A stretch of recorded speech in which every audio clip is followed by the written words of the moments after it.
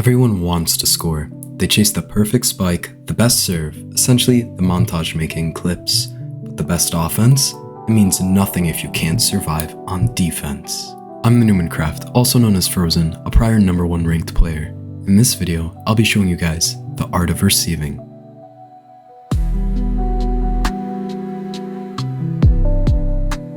I'll be increasing in complexity as the video progresses, but we'll start simple. We'll first talk about the two ways to receive and their differences, setting and bumping.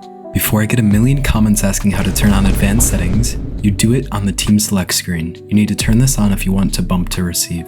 To receive with bumps, use advanced till the bar is all the way down. Comparatively, bumping is better for receiving. This is because it only requires a release, making it faster than the press and release of setting. This small speed difference, while it seems minimal, it helps improve your reaction time, which is key to receiving. Advanced sets also send the ball too low to spike, making them a non-viable option for defense. The main exception to this is when using Taichou. His secret ability only activates on sets, not bumps. So if you're playing as Taichou, setting is preferable. You might have heard that one form of receiving has a larger hitbox than the other. This is simply not true. Both forms of receiving have identical hitboxes. You may occasionally hear noobs saying, "I like using dive to receive." No! Diving has a significantly smaller hitbox than set and bump, and in general should not be used unless you're using Camaro or right by net and can't risk the ball rolling over. We'll now transition into how to receive the ball in an optimal location. Having the option to spike or set close to the net on second touch allows for many scoring opportunities, so doing this effectively is very important. Simply, you want to position the ball on every receive in front of the middle of the net. This allows your teammate to quickly set or spike the ball in either direction. This is easier said than done. To do this, you must be able to receive the ball while moving or looking in the direction where you want the ball to go.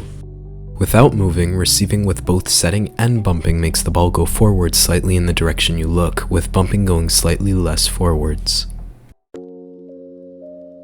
When moving while receiving, sets drastically increase the velocity of the ball comparatively to bumps, making it much more difficult to reliably use set as a form of receiving, as it could go too far forwards over the net or too far backwards. Therefore, in my opinion, it's best to always look towards the center of the court while receiving with bump, running forwards when possible to allow for the best possible second touch. We'll now transition into positioning, which requires you to be observant of not only your opponents, but also of where your teammate is on the court. A solid general rule is to position yourself on the opposite side of the court from your teammate. For example, if your teammate is serving on the right, you should be on the left. Failing to cover this space leaves a wide opening that the enemy team can easily exploit.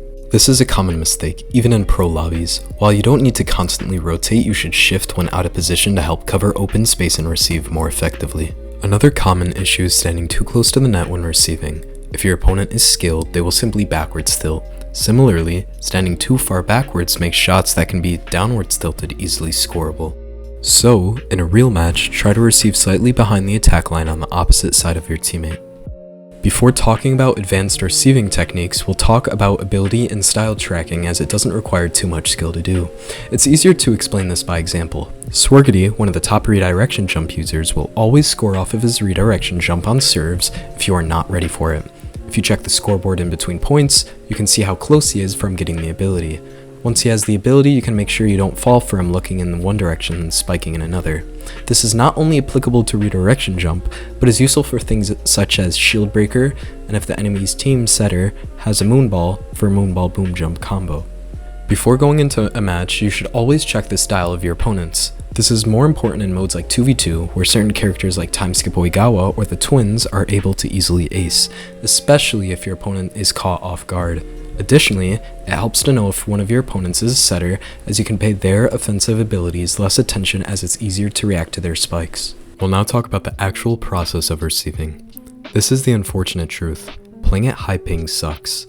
Receiving with high ping makes following this guide very hard.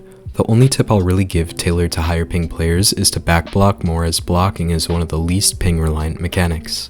Focus on the enemy team's receiver in this clip. He's setting in anticipation of the spike but doesn't get it because he is on cooldown. If possible, it's best to react to receive. Don't put yourself on cooldown via guessing when the spiker will spike. Of course, this is more difficult for your higher pinged players. Now, we'll talk about when to utilize jumping at the net. You can do two things, back block or set block one at net, assuming you're not using a high block stat character.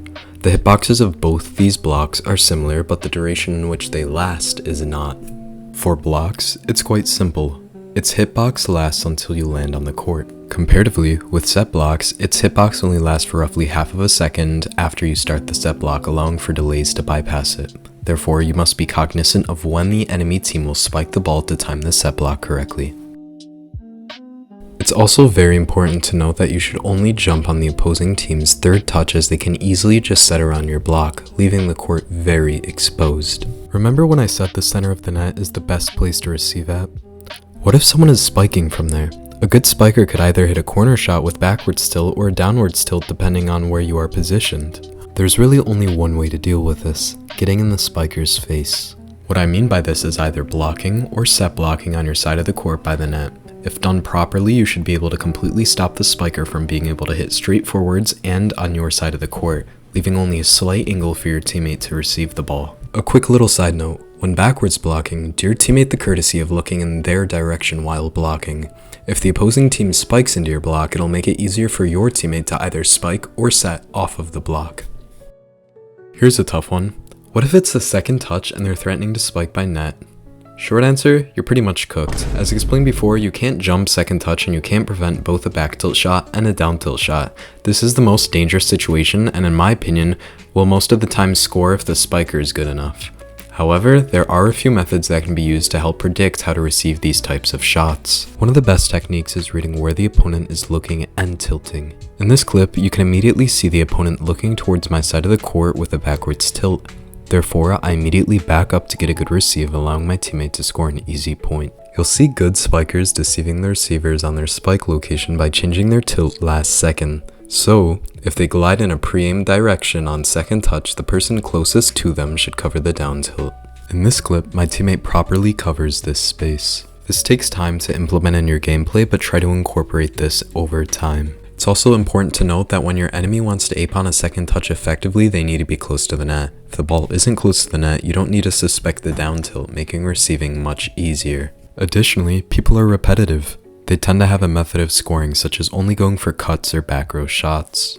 You should make an effort as to understand how they play during the match or even after games if you queue against that person a lot. For example, Remy, a teammate that I play with, only hits the left line of the court when using boom jump and rarely hits back row. So if I were going against him, I would not back up when he uses boom jump and instead I would cover my crosses.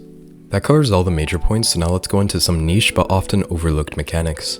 When you're receiving directly in front of you, it's actually better to look in a diagonal direction compared to a straight or to the right direction. Why, you may ask? Because your hitbox is influenced by your character's angle. Looking diagonally gives you reach both to the forwards and to the side, effectively extending your hitbox. Even if you don't do this in your games, the important thing to take away from this is the direction where you look is where your hitbox is the greatest. Even I struggle with always looking diagonally when receiving, so I usually compensate by making sure I look in the direction of where the ball will be landing to make sure my hitbox covers that area. Obviously, it's better to be looking diagonally in the forward directions as the ball will roll closer to the net, allowing for better second touches. That's gonna be it for this video. By far, this was the most effort I've ever put into a video, so I'd really appreciate it if you guys decided to subscribe, like, or even share this video with a friend who plays the game. If you have any questions or comments, leave them below in the comment section. I'll try to respond to everyone, as I always do. Thanks to everyone who helped me record some of my clips, and have a good day. Peace out, guys. Hopefully there are more uploads to come.